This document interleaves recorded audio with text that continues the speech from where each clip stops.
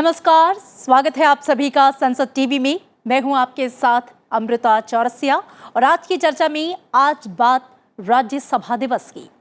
लोकतांत्रिक सरकारें शक्ति संतुलन के सिद्धांत पर आधारित है, लिहाजा लोकतांत्रिक संसदीय व्यवस्था में दो सदनों का होना अहम है। एक सदन लोकप्रिय इच्छा का प्रतीक लोकसभा है, तो वहीं दूसरा सदन जो राज्यों का प्रतिनिधित्व करता है राज्यसभा या राज्य परिषद काउंसिल ऑफ स्टेट भारतीय संसद का दूसरा सदन है, जिसकी स्थापना मोंटेग्यू चेम्सफोर्ड सुधार 1919 के आधार पर की गई। भारतीय संविधान के अनुच्छेद 79 के अनुसार संघ के लिए एक संसद होगी जो राष्ट्रपति और दो सदनों से मिलकर बनेगी। भारतीय संविधान लोकसभा और राज्यसभा को कुछ अपवादों को छोड़कर कानून निर्माण की शक्तियों में समान अधिकार देता है। भारतीय संविधान का अनुच्छेद 80 राज्यसभा के गठन का प्रावधान करता है। राज्यसभा के सदस्यों की अधिकतम संख्या 250 हो सकती है। वर्तमान में ये संख्या 245 है। इनमें से 12 सदस्य जो हैं वो राष्ट्रपति मनोनीत करते हैं साहित्य, विज्ञान, कला, समाज सेवा संबंधित क्षेत्रों से। ये एक स्थायी सदन है, यानी कि राज्यसभा का विघटन कभी नहीं होता। राज्यसभा के सदस्यों का कार्यकाल 6 साल का होता है और 1/3 सदस्यों का चुनाव हर दूसरे वर्ष किया जाता है। संसद के उच्च सदन राज्यसभा का गठन 3 अप्रैल 1952 में हुआ था। राज्यसभा का पहला सत्र 13 अप्रैल 1952 में आयोजित हुआ और अब तक राज्यसभा के 253 सत्रों का आयोजन हो चुका है और इन 253 सत्रों में अब तक राज्यसभा की 5542 बैठकें भी हो चुकी हैं, जबकि अब तक कुल 954 बिल जो हैं इस सदन में पेश किए जा चुके हैं, जबकि 3889 बिलों को राज्यसभा से स्वीकृति मिली है, यानी कि पारित किए गए हैं। राज्यसभा के सभापति एम वेंकैया नायडू ने भी ट्वीट करके राज्यसभा दिवस के मौके पर कहा है कि ये सदन अपने गठन से ही राष्ट्रीय हित और जन कल्याण के विषयों पर अनेक सार्थक विमर्श का साक्षी रहा और अपने प्रबुद्ध विमर्श से राष्ट्र की प्रगति में योगदान करता रहा है। तो आज की चर्चा में बात होगी राज्यसभा दिवस पर राज्यसभा की और बेहद दो खास मेहमान मेरे साथ जुड़े हुए हैं। आपसे पहले मैं उनका परिचय करवा दूं। चक्षु रॉय हैं हमारे साथ, आप प्रमुख हैं आउटरीच PRS लेजिस्लेटिव रिसर्च, आपका बहुत स्वागत है। साथ ही प्रदीप सिंह हैं, आप वरिष्ठ पत्रकार हैं, आप दोनों का बहुत स्वागत। चक्षु रॉय, मैं आपसे चर्चा की शुरुआत करना चाहूँगी। हम जानते हैं कि स्वतंत्र भारत में संसद के दूसरे सदन की उपयोगिता को लेकर संविधान सभा में एक लंबी बहस हुई। आखिर में स्वतंत्र भारत के लिए एक द्विसदनीय विधानमंडल बनाने का निर्णय लिया गया। राज्यसभा की परिकल्पना से लेकर उसके अस्तित्व में आने तक और अब तक के सफर को मैं चाहूँगी कि आप उस पर एक नज़र डालें। देखिए, जब हम राज्यसभा के बारे में सोचते हैं कि ये जो हमारा उच्च सदन है, इतने सालों से चलता आ रहा है, जब इसकी शुरुआत हुई थी तो आपने अपने ओपनिंग रिमार्क्स में कहा था कि मोंटेग्यू चेम्सफोर्ड रिफॉर्म्स थे, तब हुआ। 1935 का जो कानून बना भारत के संविधान, जिस पर भारत का संविधान थोड़ा सा बेस्ड है, उसमें भी एक उच्च सदन की स्थापना की बात हुई थी। और जब कॉन्स्टिट्यूएंट असेंबली में बात चल रही थी कि उच्च सदन होना चाहिए कि नहीं होना चाहिए, तो उस वक्त काफी डिस्कशन हुआ कि भाई उच्च सदन का क्या फायदा होगा, ये तो सिर्फ डेवलपमेंट को शायद रोकने में, डेवलपमेंट को सिर्फ रोकेगा, इसमें काफी सारा पैसा खर्च होगा। बट 1952 से लेके अब तक अगर हम राज्यसभा का सफर देखें तो हमने ये देखा है कि राज्यसभा का कंट्रीब्यूशन हमारे देश के गवर्नेंस में काफी रहा है। मेजर बिल्स जो पास हुए हैं वो राज्यसभा में इंट्रोड्यूस होके पास हुए हैं। राज्यसभा एक ऐसा हाउस है जहाँ पे जब कोई बिल आता है, कोई बिल इंट्रोड्यूस किया जाता है और उसके बाद लोकसभा का टर्म खत्म हो जाता है, तो वो बिल राज्यसभा में फिर भी जीवित रहता है। राज्यसभा एक रिवाइजिंग चेंबर है, तो कई बार ये भी देखा गया है कि जब राज्यसभा की सहमति नहीं हुई है किसी लोकसभा के बिल के ऊपर, तो हमारे संविधान में 3 बार ऐसी चीजें आई हैं, 3 बार ऐसे विषय आए हैं, लेजिस्लेटिव विषय, जिसमें कि लोकसभा और राज्यसभा में सहमति नहीं रही थी, तो एक जॉइंट सेशन को भी बुलाया गया है जी। तो as a revising chamber Rajya Sabha ने अपना काम बखूबी किया है। दूसरी राज्यसभा की एक जो खासियत है वो ये है कि राज्यसभा के जो सदस्य हैं वो सिर्फ राज्यों से चुन के नहीं आते हैं, बट मनोनीत भी किए जाते हैं राष्ट्रपति जी की तरफ से। जी। और उन सदस्यों ने भी राज्यसभा के डिबेट्स को काफ़ी एनरिच किया है। हुँ। आप चाहे आर्टिस्ट को देखें, चाहे आप आरबीआई के फॉर्मर गवर्नर्स को देखें, या फिर आप ऐसे लोगों को देखें जिनका कि हमारी एंटरटेनमेंट इंडस्ट्री में काफ़ी इन्फ्लुएंस रहा है, उन लोगों ने भी आकर राज्यसभा के डिबेट्स को काफ़ी एनरिच किया है। एक आखिरी चीज़ के साथ मैं अपनी बात को ख़त्म करना चाहूँगा, वो ये है कि ये कहा जाता है कि राज्यसभा, क्योंकि सरकारों का बनना और बिगड़ना राज्यसभा के ऊपर निर्भर नहीं रहता, तो इसलिए शायद राज्यसभा एक उतना इम्पोर्टेंट चेंबर नहीं है। मैं इस बात से सहमत नहीं हूँ। जी।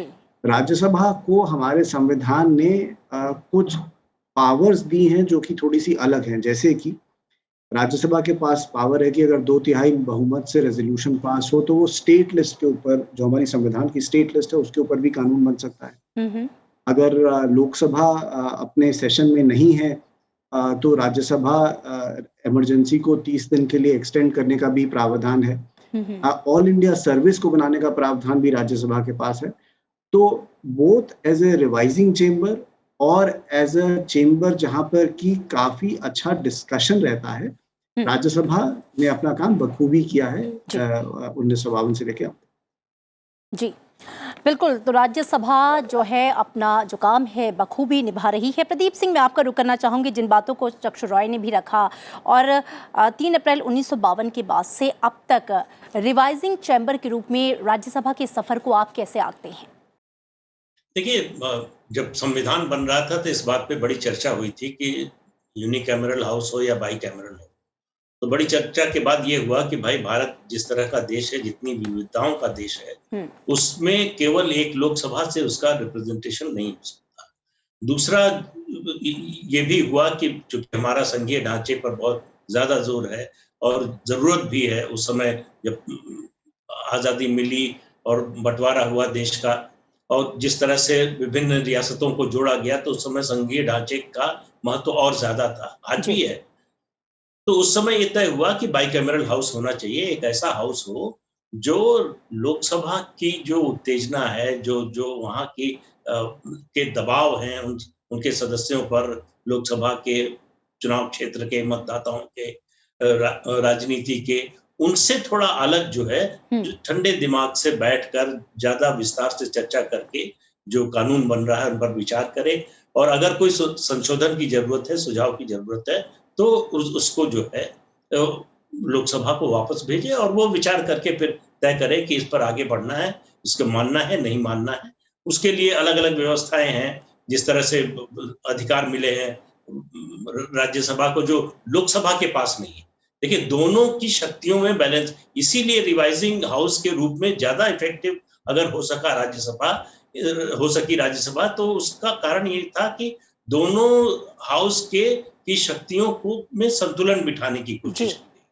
लोकसभा के पास तमाम अधिकार हैं, फाइनेंस बिल से लेकर और किसी भी फाइनेंस बजट या फाइनेंस से जुड़े हुए मुद्दे पर लेजिस्लेशन लाने की, उसको पास कराने की।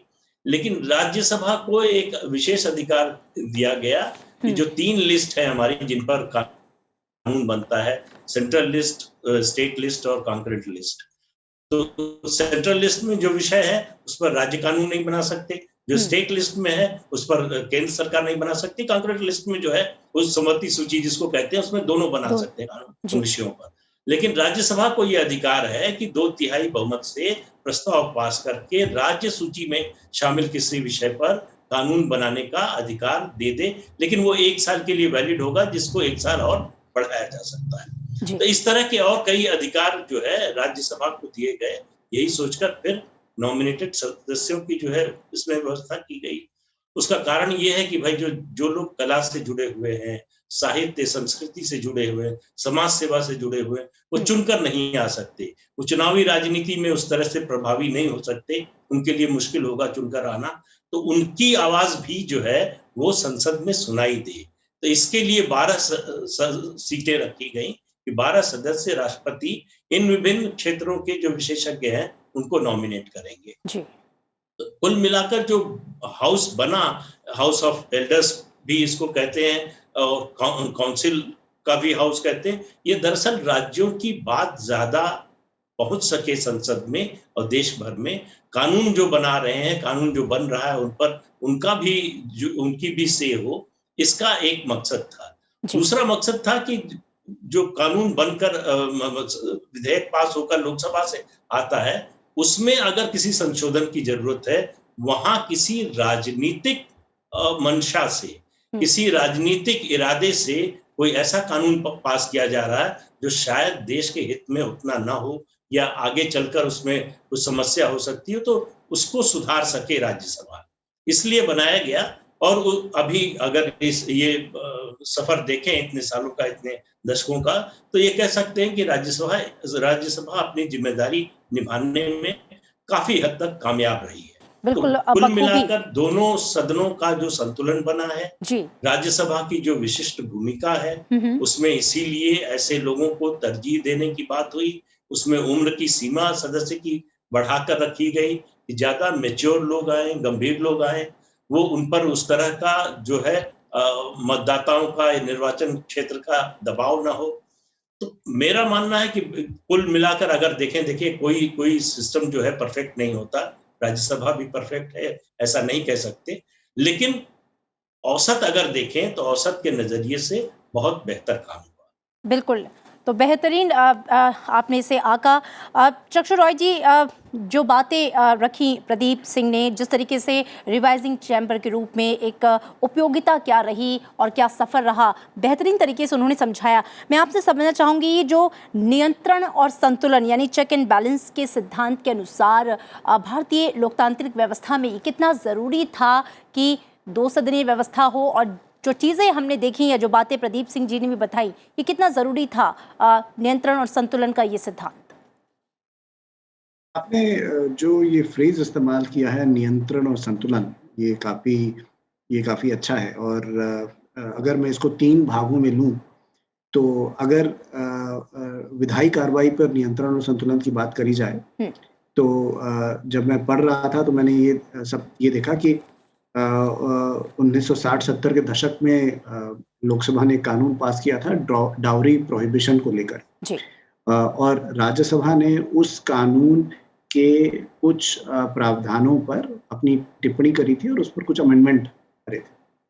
और क्योंकि ये दो सदनों के बीच में ये बात हो गई थी कि दोनों सदन एक कॉमन अग्रीमेंट पर नहीं पहुंच पा रहे थे कि वो डाउरी प्रोहिबिशन का कानून कैसा होना चाहिए, तो पहली बार जब जो जॉइंट सेटिंग की बात हुई थी, वो डाउरी प्रोहिबिशन कानून पर हुई थी, जिस पर राज्यसभा ने अपनी असहमति जताई। तो ये तो बात हो गई साधारण कानून की। कई बार राज्यसभा ने एक लीडिंग रोल कानून प्रपोज करने में भी लिया है। मुझे जब मैं पढ़ रहा था तो मैंने ये भी देखा कि सिंधी भाषा को जब कॉन्स्टिट्यूशन में लाना था, तो उसका जो कॉन्स्टिट्यूशनल अमेंडमेंट बिल था वो राज्यसभा में आया था। जब प्रिवी पर्सेस का बिल, संविधान संशोधन बिल जब राज्यसभा में आया था, तो राज्यसभा में एक या 2 वोटों से डिफीट भी हुआ था, उसके बाद फिर पास हुआ। उसी तरह से अगर हम प्राइवेट मेंबर लेजिस्लेशन देखें, तो प्राइवेट मेंबर लेजिस्लेशन में भी राज्यसभा का काफ़ी बड़ा योगदान रहा है। जो आखिरी प्राइवेट मेंबर लेजिस्लेशन 2015 में पास हुआ, वो राज्यसभा में पास हुआ था, वो ट्रांसजेंडर बिल को लेकर था। तो उस तरह से राज्यसभा ने विधायी कार्रवाई पे जो अपना नियंत्रण और जो अपनी बात रखने की कोशिश करी है, वो बहुत ही अच्छी तरह से करी है। दूसरी चीज अगर आप देखें तो राज्यसभा के ऊपर एक जिम्मेदारी, दोनों सदनों के ऊपर एक जिम्मेदारी ये भी आती है कि अगर किसी उच्च न्यायालय के जज को हटाना हो, तो उसकी प्रोसीडिंग संसद में शुरू होती है, चाहे वो लोकसभा में शुरू हो चाहे राज्यसभा में शुरू हो। और मुझे याद है जो आखिरी प्रोसीडिंग थी, वो मेरे ख्याल से प्रदीप जी ज़्यादा ठीक से बता पाएंगे, बट जो आखिरी प्रोसीडिंग थी एक उच्च एक हाई कोर्ट जज को हटाने की, तो वो पहले राज्यसभा में शुरू हुई। तो इस तरह से जो राज्यसभा का दायरा है और जो लेजिस्लेटिव दायरा है, वो मुझे लगता है कि काफ़ी जो बाकी उच्च सदन हैं दुनिया में, उनसे काफ़ी अच्छा है। वो काफ़ी ज़्यादा काम कर पाती है, काफ़ी अपनी बात रख पाती है। हमने ये भी देखा है कि कई बार जब लोकसभा से बिल पास होकर राज्यसभा में आते हैं और राज्यसभा की सहमति नहीं रहती है, तो उन बिल्स को वापस से डिस्कस किया जाता है, कमिटियों में ले जाया जाता है, उन पर चर्चा होती है। जी। और एक राज्यसभा की खूबी ये है कि मैं राज्यसभा को एक हाउस ऑफ परमानेंट रिकॉर्ड मानता हूँ। 1952 से लेकर अब तक ये हाउस कंटिन्यूअसली चलता आ रहा है, चाहे लोकसभा रहे चाहे ना रहे। तो ये जो राज्यसभा है वो हमारे पार्लियामेंट का एक हाउस ऑफ परमानेंट रिकॉर्ड है। हर विषय पर जब भी देश में कुछ हुआ है तो आप राज्यसभा के रिकॉर्ड को देख सकते हैं कि राज्यसभा ने उस विषय पर अपनी राय कैसे रखी है। जी, बिल्कुल। बहुत ही अच्छा नाम जो आपने भी दिया कि 1952 से अब तक house of permanent record. Pradeep Singh ji, मैं आपका रुख करना चाहूँगी। एक स्थायी सदन राज्यसभा, और जिस तरीके से जो बातें चक्षु रॉय ने भी की कि जो दायरा है वो बाकी देशों के दूसरे सदन के मुकाबले हम देखते हैं राज्यसभा का ज़्यादा दिखाई देता है। बहुत महत्वपूर्ण जो बिल हैं यहाँ पेश किए गए, और जो हमने देखा इस पूरे सफ़र में 1952 के बाद से अब तक जो भूमिका रही राज्यसभा की वो निश्चित रूप से बेहतरीन रही, बावजूद इसके कि आपने भी कहा कि कुछ सुधार की गुंजाइश हमेशा बनी रहती है। ये परमानेंट सदन की भूमिका को मैं चाहूँगी आप भी थोड़ा एलोब्रेट करें। देखिए, इस सदन को हमारे संविधान निर्माताओं ने बड़ा हाई पेडेस्टल पे रखा, जी। बड़े ऊंचे पायदान पर रखा। इसीलिए इसके चेयरमैन, वाइस प्रेसिडेंट को इसका चेयरमैन बनाया गया कि इसकी गरिमा और ज्यादा बढ़ गई। तो जो कुल मिलाकर उद्देश्य था संविधान निर्माताओं का कि ये लोकसभा से गुणवत्ता के मामले में, बहस की गुणवत्ता की बात कर रहा हूं मैं, सदस्यों की नहीं कर रहा हूं, बहस का स्तर है वो लोकसभा से बेहतर हो। क्योंकि फिर मैं कह रहा हूं कि राज्यसभा के सदस्यों पर कोई चुनाव क्षेत्र का दबाव नहीं होता, तो उनके पास बहस के लिए तैयारी करने का, पढ़ने का अपेक्षाकृत ज्यादा समय होता है। को कॉन्स्टिट्यूएंसी नहीं जाना पड़ता समय समय पर, और उसके दबाव नहीं झेलने पड़ते। दूसरी बात मेरा मानना यह है कि जिस तरह से इसका गठन हुआ, एक चीज खटकती है, वो 52 से 69 तक, 1969 तक राज्यसभा में कोई विपक्ष का नेता नहीं रहा। किसी भी जनतांत्रिक व्यवस्था में जितना महत्वपूर्ण पद सदन के नेता का है, उतना ही विपक्ष के नेता का भी है। जी। तो 1969 में भी विपक्ष के नेता की मान्यता मिल पाई किसी को, वो इसलिए कि कांग्रेस पार्टी में विभाजन हो गया, वरना उस समय भी शायद न मिलता। और 1977 में पहली बार, केवल राज्यसभा की नहीं बात कर रहा हूं, दोनों सदनों की, विपक्ष के नेता को सरकारी मान्यता मिली। जी।